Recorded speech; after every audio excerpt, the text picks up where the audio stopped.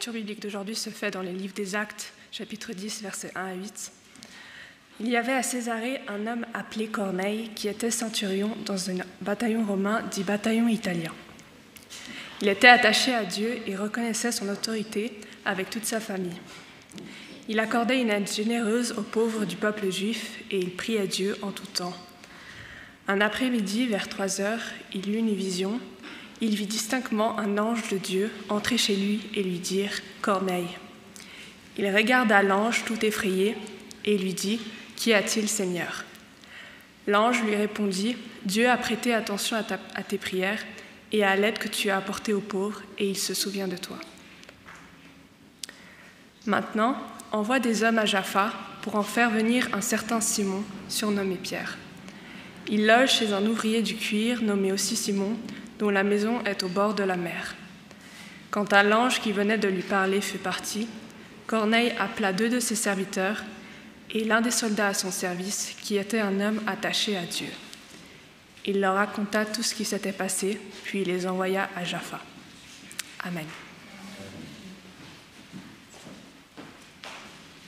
Salut, je m'appelle Thaïs et je vais te raconter mon histoire. Salut, je m'appelle Thaïs et je vais te raconter mon histoire. Il faut savoir que je dois partir de mon appartement et je dois trouver un nouveau colocataire pour reprendre mon bail. Et j'avais vraiment à cœur que ça soit quelqu'un qui reçoive cet appartement comme une bénédiction. Alors j'ai prié pour que ça soit la volonté de Dieu. Et il y a une amie, ma cousine qui a un ami qui m'a dit « Ah ouais, il cherche quelque chose, c'est urgent, est-ce qu'il peut venir visiter ?» Bien sûr, il visite. Et il faut savoir que de mon côté, j'avais aussi plusieurs connaissances qui étaient intéressées. Et franchement, cet ami en question, l'ami de ma cousine, c'était celui où j'avais le moins de feeling. J'étais là, non mais c'est sûr, l'appartement est pas pour lui, c'est pas ce que Dieu veut, parce que je le sentais pas et je me suis dit que non. Et ce qui est fou dans cette histoire, c'est que quelques jours après, Dieu m'a vraiment mis à cœur de prier pour lui, chose que j'aurais pas fait de moi-même, clairement. Et en priant pour lui, j'ai vraiment senti l'Esprit de Dieu me révéler son cœur qui souffrait, me révéler et montrer aussi l'amour que Dieu lui portait. Et ça m'a rappelé que Dieu, il aime tout le monde et je suis personne pour juger quelqu'un par rapport à son apparence ou ce que je peux penser de lui. Et le plus drôle dans cette histoire, c'est qu'aujourd'hui, c'est lui qui a eu l'appartement. Malgré que ça soit lui qui a eu le dossier le moins solide, c'est lui qui a eu l'appartement. Parce que ça a été la volonté de Dieu. Et Dieu, il a décidé ainsi. Et je veux vraiment nous rappeler finalement que Dieu, il dépasse tout.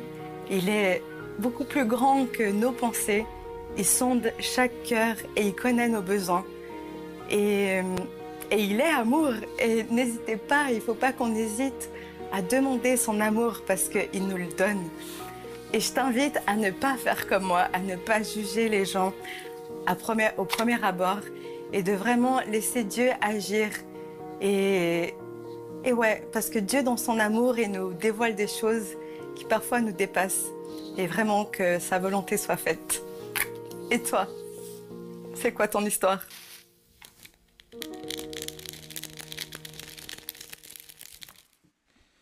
Merci Gabin d'avoir rappelé que le temps passe vite, ou pas, qu'il y a 21 ans et 3 mois, je commençais mon poste ici, effectivement, tout frais, sorti de mes études, qui est là depuis plus de 20 ans.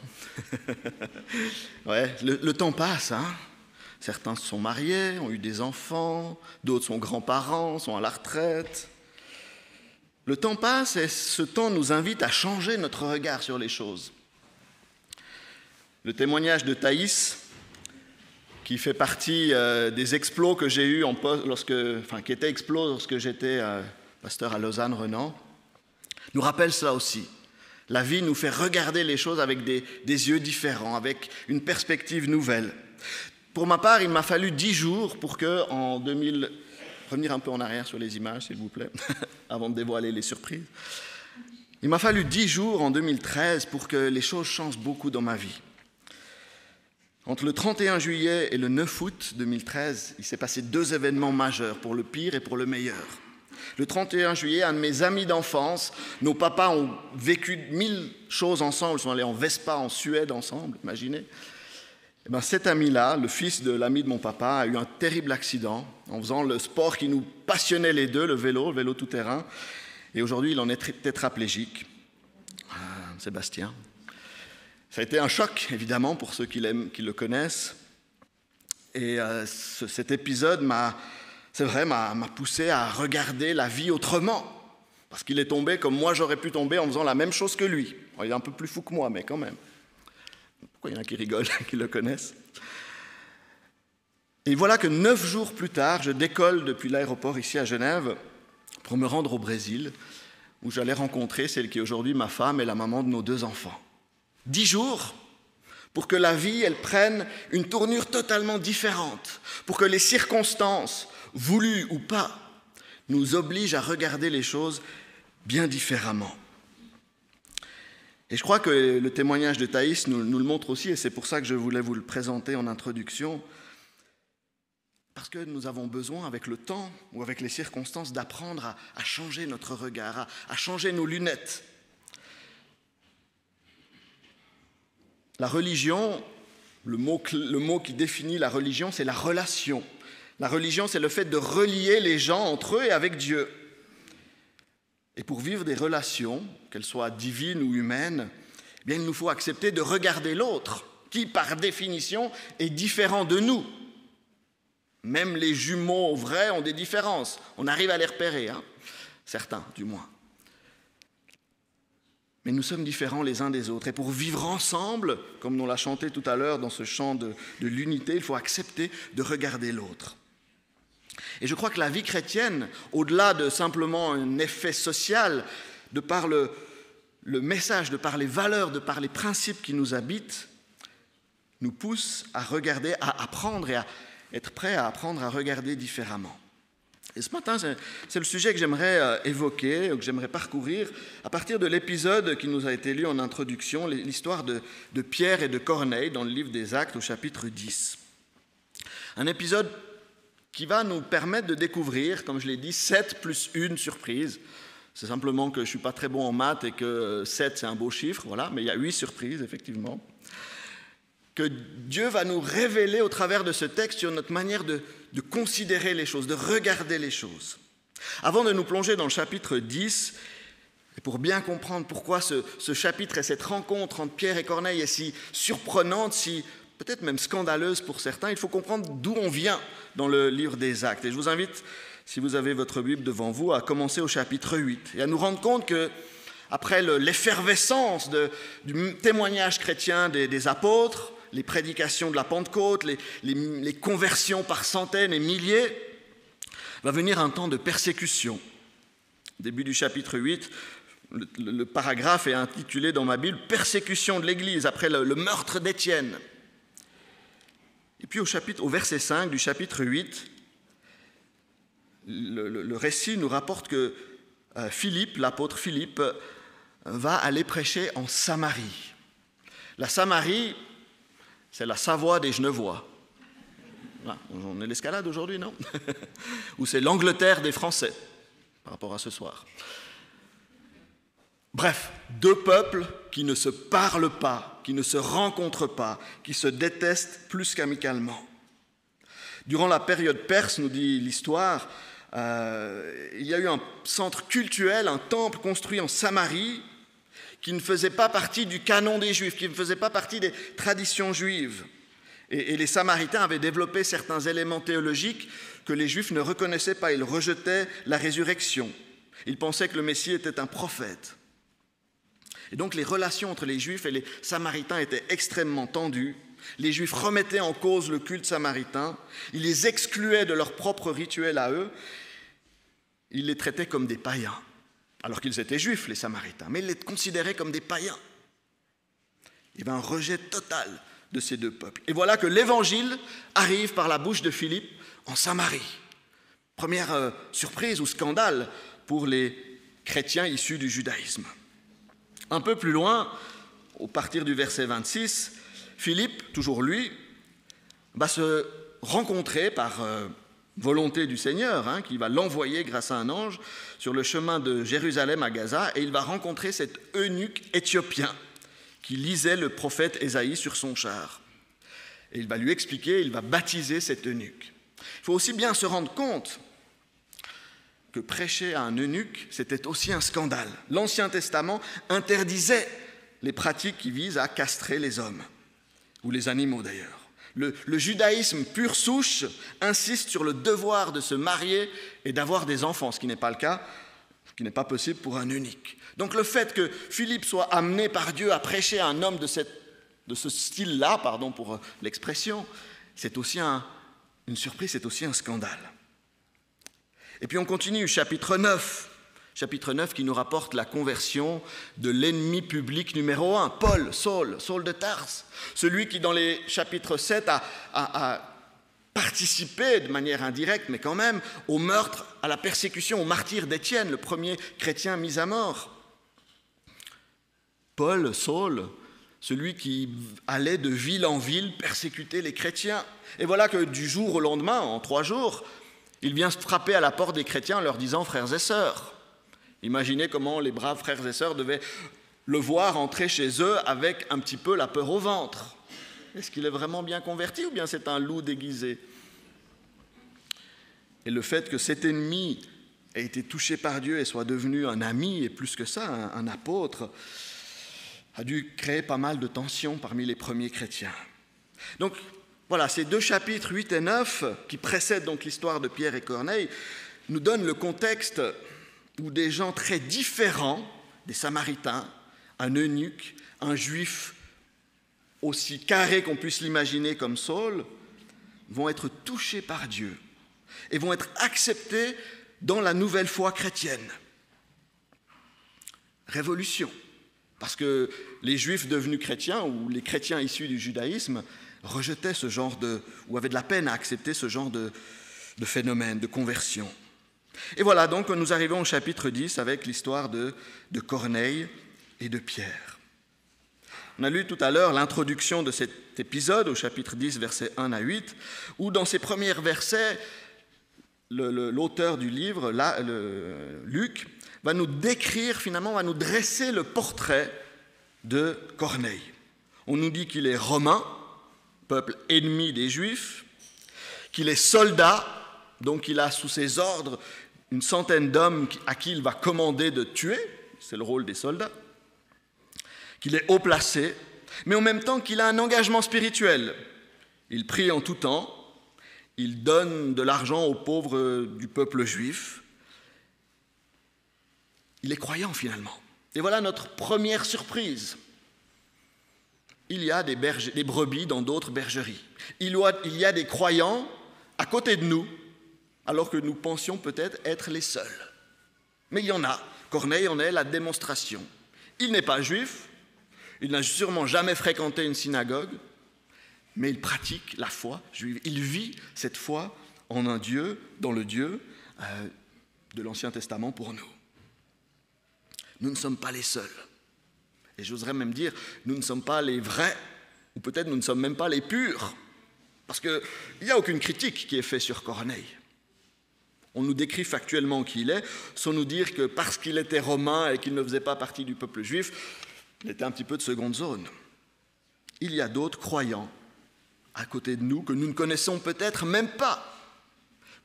Que peut-être assis côte à côte dans le bus le matin en allant au travail, nous ne nous rendons pas compte que cette personne est un frère ou une sœur en Christ. Première surprise donc. Et puis l'histoire nous le rappelle aussi, nous l'avons lu tout à l'heure, Dieu va lui parler, 3h de l'après-midi. Il a une vision d'un ange qui entre chez lui et qui lui dit « Corneille » et qui va répondre à ses prières et qui va l'envoyer pour la suite de son parcours qu'on verra tout à l'heure. Surprise numéro 2, Dieu parle à d'autres croyants que nous. Dieu a une révélation pour ceux qui sont justement dans cette autre bergerie, qui ne font peut-être pas partie de notre peuple, qui sont des ennemis, des païens, des soldats. Avant ces 21 ans, quand j'étais étudiant, encore à l'école, je ne sais jamais dans quel canton c'est, le gymnase, le secondaire, la maturité, enfin bref. Quand j'étais dans cette période scolaire obligatoire, j'avais un prof qui s'appelait Albert Grune, nom facile à retenir, qui s'est révélé, qui s'était jamais caché de son athéisme profond. Un homme profondément athée, mais avec une telle ouverture d'esprit, que je peux dire, et que j'ai pu dire déjà tout au long de ma vie, que c'est une des personnes qui m'a le plus aidé à construire ma foi. Parce qu'il m'a aidé à réfléchir, parce qu'il m'a aidé à analyser, parce que son apport, sa vision des choses, s'est mise en confrontation avec la mienne, celle reçue dans mon éducation familiale, et m'a obligé à me positionner.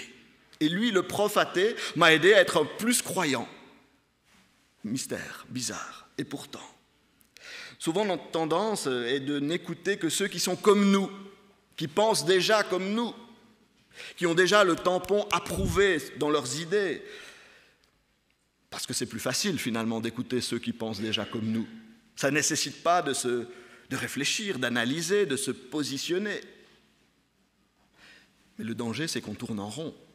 C'est qu'on se nourrit toujours des mêmes rengaines, des mêmes idées, des mêmes versets.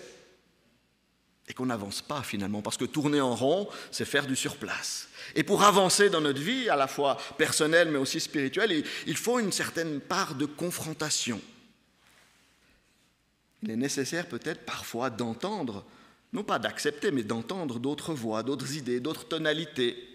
C'est intéressant qu'il y a 4 personnes qui chantent, pas une, parce qu'il y a des voix différentes, des partitions, des instruments différents dans un même orchestre.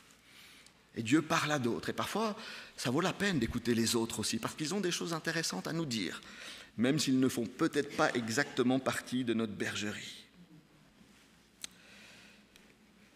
Voilà pour les 2 premières surprises de ce texte, de cet épisode. Maintenant, on va changer de caméra et on va partir chez Pierre, qui se trouve à Joppé ou Jaffa, à partir du verset 9. Le lendemain, comme ils étaient en route, donc les messagers de Corneille, Pierre monta sur le toit de sa maison vers la 6e heure, c'est-à-dire vers midi, pour prier. On peut imaginer que s'il va prier à midi, peut-être c'est qu'il jeûnait. Ce n'est pas le bon moment pour aller prier. Et voilà qu'il eut faim. Ah, ça tombe bien, c'est midi. Et qu'il voulait manger. Pendant que quelqu'un lui préparait à manger, il tomba en extase. Il vit le ciel ouvert et un objet semblable à une grande nappe attachée par les 4 coins qui descendait et s'abaissait vers la terre. J'étais un peu trop vite. Pierre a faim. Et c'est dans ce moment on ne peut plus naturel de la vie humaine, on mange 3 fois par jour, voire plus pour ceux qui grignotent comme moi, que Dieu va toucher Pierre, que Dieu va parler à Pierre. Et j'aimerais dire que c'est la 3e surprise. Manger est devenu un acte spirituel. Ah, c'est pas Pierre qui l'a inventé ici. Jésus l'a fait lors du repas de la Cène. Les Juifs l'ont fait, le repas du Seder, de la Pâque. Ces occasions finalement triviales de la vie quotidienne, comme manger, peuvent être aussi des temps profondément spirituels et ne sont pas à négliger, à mettre de côté comme, voilà, c'est pas grave, c'est pas important, c'est juste un problème humain. Au ciel, on n'aura plus besoin de manger. Je sais pas. Manger n'est pas seulement au centre de notre santé, de notre réflexion sur le soin au corps, mais manger, c'est aussi un acte spirituel. Et la surprise ici, ou peut-être pas une surprise pour tout le monde, c'est que Dieu va utiliser des choses aussi simples, aussi courantes, aussi banales et basiques que l'alimentation pour enseigner quelque chose d'extrêmement profond à l'apôtre Pierre et qui va bouleverser non pas seulement sa vie à lui, mais la vie entière du christianisme, parce que peut-être que sans cet événement-là, nous ne serions pas là aujourd'hui. Peut-être. Et donc c'est dans cet acte aussi banal qu'un repas que Dieu va enseigner quelque chose d'absolument révolutionnaire et profond à l'apôtre Pierre. Continue la lecture donc à partir du verset 11 de Actes chapitre 10. Voilà cette grande nappe qui descend du ciel. Et qu'est-ce qui se trouve sur cette nappe, verset 12 ? Tous les quadrupèdes et les reptiles de la terre et les oiseaux du ciel. Et voilà une voix lui dit « Lève-toi Pierre, tue et mange ».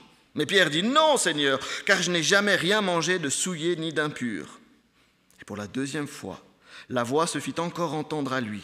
Ce que Dieu a déclaré pur, ne le regarde pas comme souillé. Souillé, pas soulier, souillé. Cela arriva jusqu'à 3 fois et aussitôt après, l'objet fut retiré dans le ciel. 4e surprise. Dieu va demander à Pierre de faire quelque chose d'interdit, quelque chose de nouveau, de tuer, de manger des animaux qui jusque-là avaient été hors du régime des Juifs. On comprend bien, ce rêve n'est pas un rêve sanitaire, un rêve de nutritionniste. C'est un rêve spirituel. Il y a un enseignement spirituel et non pas lié à la santé et à l'alimentation. Ce qui est important de comprendre c'est de ne pas prendre ce texte littéralement sur le thème de la santé, mais de le ramener dans le contexte que nous avons lu tout à l'heure, au chapitre 8 et 9, le contexte de partager l'Évangile à des gens qui n'étaient pas censés être acceptés par les premiers chrétiens issus du judaïsme, les Samaritains, un eunuque, un homme comme Pierre. Et dans ce moment-là, dans cette surprise numéro 4, Dieu va demander à Pierre de faire quelque chose de différent, de nouveau, d'inattendu, de contraire à tout ce qu'il avait intégré depuis son enfance. Dieu va lui demander un changement complet de vision et de conception sur des choses qui lui semblaient tellement dures et tellement solides qu'il lui faudra 3 fois que Dieu intervienne pour lui faire prendre conscience de l'enseignement. On pourrait illustrer très simplement cette notion du changement de vision, de regard, en prenant l'histoire que nous connaissons bien de Goliath et David. Quand Goliath est venu face aux Israélites, ce géant de 3 mètres et quelques, je crois, les soldats classiques, pourtant entraînés, ont tous pensé « Ah, il est tellement grand qu'on n'a jamais aucune chance de le tuer, n'est-ce pas ? Aucune chance, il est trop puissant, trop fort, il nous fait peur. » Mais David est arrivé, le petit David, haut comme 3 pommes, avec ses 5 cailloux dans sa besace et sa fronde. Et lui a regardé le même géant en disant « Il est tellement grand qu'il n'y a aucune chance que je le loupe. » Changement de regard avec la même réalité devant soi. Et c'est ce que Dieu va devoir faire ici avec Pierre pour lui apprendre qu'avec les mêmes réalités, il y a un enseignement différent. 5e surprise.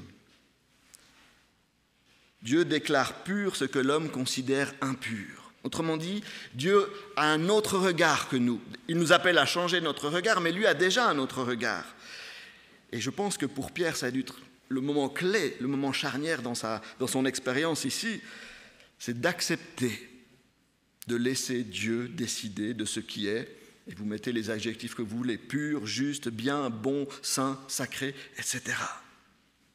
Pierre a dû abandonner sa prétention, son orgueil même à savoir, à connaître, à comprendre, à avoir la vérité. Parce que Pierre n'avait plus la vérité à ce moment-là. Celle qu'il avait toujours crue étant la vérité, Dieu lui a dit de la changer. Non pas en termes d'alimentation, encore une fois, mais en termes de regard sur l'autre. Il a dû accepter et reconnaître que Dieu est le seul juge et Seigneur, et que lui n'est qu'un serviteur. Et que lui, aussi juif et aussi missionnaire et aussi disciple de Jésus soit-il, doit se soumettre au regard de Dieu. Attitude difficile de descendre de notre piédestal, nous qui pensons savoir, connaître, parce que il y a l'histoire, parce qu'il y a les révélations, parce qu'il y a notre intelligence, parce qu'il y a eu des prophéties. Et Dieu qui nous dit « Ah, stop, c'est pas toi qui sais, c'est moi qui décide, c'est moi qui détermine. » Et cette attitude, vous l'avez chantée, nous l'avons chantée tout à l'heure dans le chant de l'unité, encore une fois, cette attitude qui accepte de descendre d'un étage s'il le faut, ou plus, c'est l'attitude qui permet de limiter, et je l'espère même d'éviter les conflits d'opinion, de conviction, l'intolérance et le rejet de ceux qui sont ou pensent différemment. Et c'est cette attitude de soumission à l'Esprit de Dieu qui permet de conserver l'unité de la communauté, la diversité, la richesse de cette Église. Continuons au verset 17. Tandis que Pierre ne savait pas en lui-même que penser du sens de la vision qu'il avait eue, voici les hommes envoyés par Corneille se présentèrent à la porte et ils demandèrent à haute voix si c'est là que logeait Simon, surnommé Pierre. Et comme Pierre réfléchissait à la vision, l'Esprit lui parle encore. Voici 3 hommes qui te demandent, lève-toi, descends et pars avec eux sans hésiter, car c'est moi qui les ai envoyés. Surprise numéro 6. Pierre hésite et réfléchit. Je dis surprise parce que pour ceux qui connaissent le Pierre des évangiles, ça n'est pas tout à fait son caractère d'hésiter. Pierre, on le connaît comme un impulsif, qui va se lancer à fond dans l'action et réfléchir un peu après, voire beaucoup plus tard. Couper l'oreille de Malchus, il va dire qu'il n'abandonnera jamais Jésus et il va le trahir 3 fois plus tard, le renier quelques heures plus tard, 3 fois.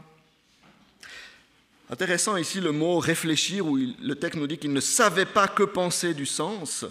Il ne savait pas en lui-même que penser du sens. C'est le terme en grec « diaporeo » qui a donné notre français « poreux ».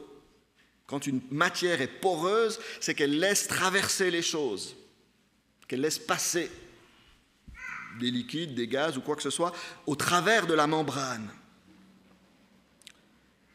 Une manière de nous dire que l'esprit de Paul est en train de laisser traverser les idées. Il y a des doutes, il y a des questions. Il n'a pas encore pris de décision, mais au verset 19, il réfléchit avant d'agir. Merci Pierre, parce que c'était un peu nouveau de sa part, je trouve. C'est pour ça que j'ai appelé ça une surprise. Pierre hésite et réfléchit, alors qu'il était connu justement pour être fonceur et impulsif. Et j'aime cette attitude finalement, attitude constructive, parce que sans remise en question, sans discussion, et attention, je vais vous choquer, sans une part de doute, on tourne en rond. Et vous savez ce que font ceux qui tournent en rond ? Ils n'avancent pas. Je le dis toujours, en vélo et en natation, c'est la même chose. Il faut bouger pour avancer. Parce qu'en vélo, si vous ne bougez pas, à moins d'être très très doué, vous tombez. Dans l'eau, à moins d'être très doué pour la planche, ce que je n'ai jamais réussi à faire pour les badges tisons, glou glou glou, vous devenez sous-marin. Et il faut bouger pour avancer et pour survivre finalement. Et c'est ce que Pierre nous enseigne ici. Il réfléchit, il hésite. Il va trouver une voie et Dieu va le guider dans sa réflexion, bien sûr. Celui qui ne se pose pas de questions ne cherche pas et ne trouve rien. Ça semble simple comme aphorisme. Mais sans question, il n'y a pas de réponse. Donc il n'y a pas de solution. Je continue, on arrive à la fin, vous voyez, j'avais dit 7 plus 1, on est à 6. Chapitre 10, toujours, versets 21 et suivant. Pierre descend, il dit à ces hommes, « Voilà, je suis celui que vous cherchez. » Et ils vont lui expliquer l'histoire de Corneille, ils vont l'amener à Césarée. Et au verset 24, voilà, il arrive à Césarée avec ses hommes. Corneille les attend, il a invité ses parents, ses amis. Lorsqu'il entre, Corneille est allé devant lui, il s'est prosterné à ses pieds. Il rentre dans la maison, il trouve beaucoup de personnes réunies.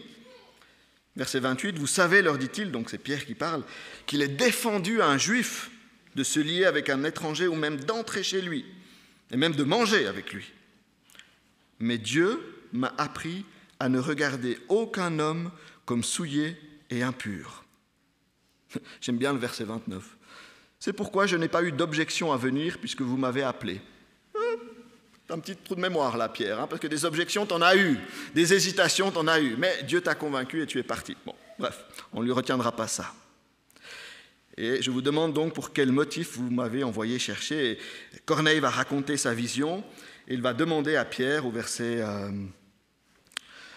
30 de prêcher finalement, de leur enseigner le Christ. Ce que Pierre va faire à partir du verset 34. Surprise numéro 7. Pierre sort des règles. Il le dit, il n'est pas permis à un juif de rencontrer des étrangers, d'aller chez eux, de manger avec eux. Il sort, il marche avec ses hommes pendant une journée, il rencontre Corneille chez lui, il entre chez eux et il parle avec eux. Il entre dans leur contexte, dans leur cadre de vie. Il ne les a pas fait venir chez lui, il ne les a pas fait venir à l'église, il est allé chez eux, dans une autre ville. Il y a quelques années, lorsque je faisais partie d'un club de volleyball, j'avais oublié mon sac après un match. Et c'est un de mes collègues de club qui m'appelle le soir même en disant « Ah ben, j'ai récupéré ton sac au vestiaire, tu peux venir le chercher quand tu veux. » On s'est mis d'accord pour une soirée où il était à la maison. Je rentre, j'arrive chez lui, je sonne à la porte. Il me dit « Ah ben, salut Raphaël, écoute, j'ai ton sac, ben, entre boire une bière. » J'ai été totalement paralysé devant la porte. Je dis « Non, ben écoute, il n'y a personne qui m'attend, je vais rentrer. » J'ai eu peur. J'ai eu peur de quelque chose que... il y a des bières sans alcool, il avait sûrement de l'eau au robinet, enfin, j'étais pas obligé de boire, bref. J'ai loupé une occasion incroyable de rentrer chez cet homme, de parler avec lui de la vie, de faire connaissance un peu plus que passe, smash, attaque, défense. Je crois que cette surprise numéro 7, c'est peut-être une des plus importantes. Apprendre à sortir de notre bunker, de notre petit monde bien huilé, où tout nous va bien, où on est bien confortable. Dans certains domaines de psychologie, on appelle sortir de sa zone de confort. Sortir pour rencontrer là où se trouvent les gens, notre prochain, ceux à qui nous sommes appelés à témoigner de notre foi. On attend souvent qu'ils viennent ici. Et si nous, on allait chez eux, les écouter, s'intéresser à qui ils sont. Et j'aime bien l'attitude de Pierre. Alors, dis-moi pourquoi je suis là. Verset 29. Je vous demande donc pour quel motif vous m'avez envoyé.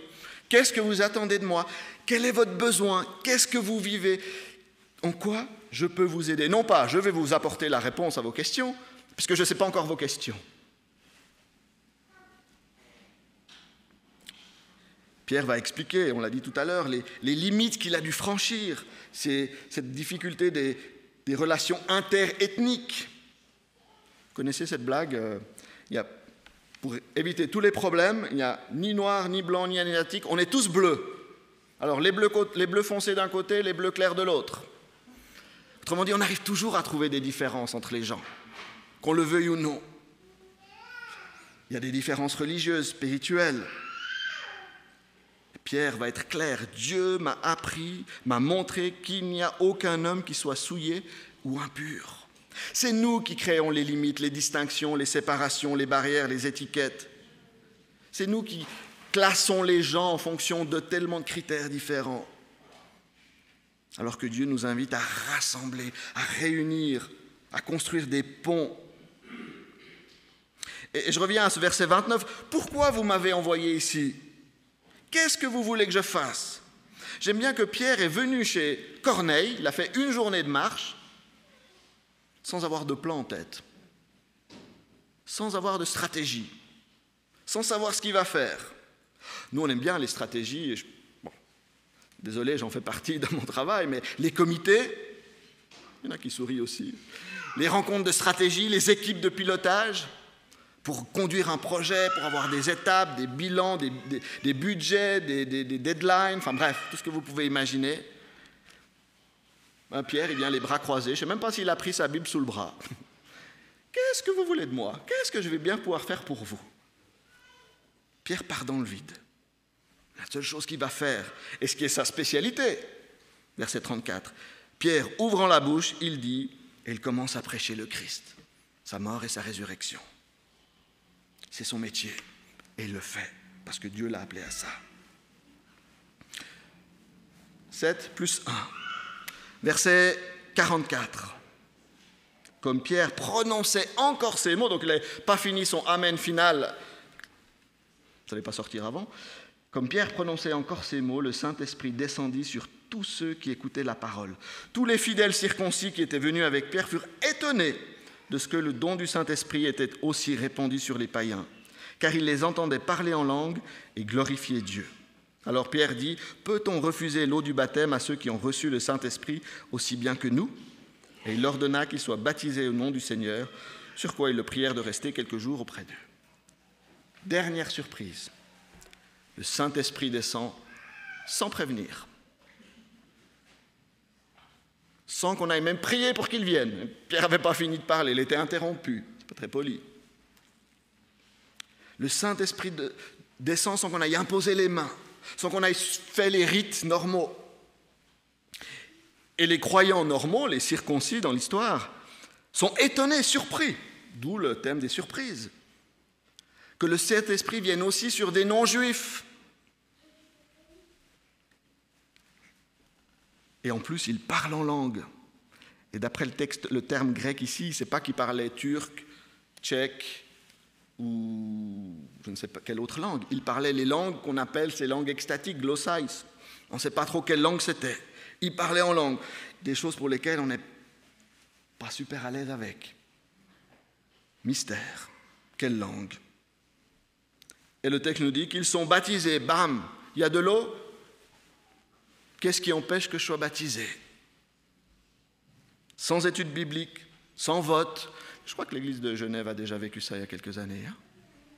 Avec joie, sans préparation. Dieu a des plans qui dépassent nos limites, qui dépassent notre incompréhension, qui dépassent nos projets. Jésus est venu sur terre pour sauver chaque homme, chaque femme, même ceux, comme Pierre, avec ce Corneille et ses hommes, avec qui je ne serais pas prêt à passer 1 minute sur terre, côte à côte. C'est l'histoire d'un jeune commerçant japonais qui, il y a bien longtemps, à l'époque où pour marier une femme, il fallait payer une dot, c'est-à-dire une certaine somme pour avoir le droit d'épouser cette femme au père de la femme. Et à l'époque, on payait une dot en vache. C'est comme ça. Et donc, il a décidé de payer 8 vaches comme dot pour marier cette femme. Mais c'est vrai que pour les gens qui ont vu, qui ont observé ça, ce n'était pas une femme considérée comme très belle, elle était timide, elle marchait avec le dos un peu voûté. Son père, honnêtement, avait espéré 1 ou 2 vaches maximum, mais pas 8. Alors, le jeune homme a aimé cette femme et sans marchander, il a directement donné 8 vaches. Après coup, le père s'est dit qu'il avait réussi un bon coup en bernant son beau-fils, jusqu'au jour où il aperçut de nouveau sa fille, quelques années après le mariage. Et là, changement. Elle marchait, droite, fière. Elle resplendissait de beauté. Alors le mari qui l'avait acheté pour 8 vaches s'expliqua.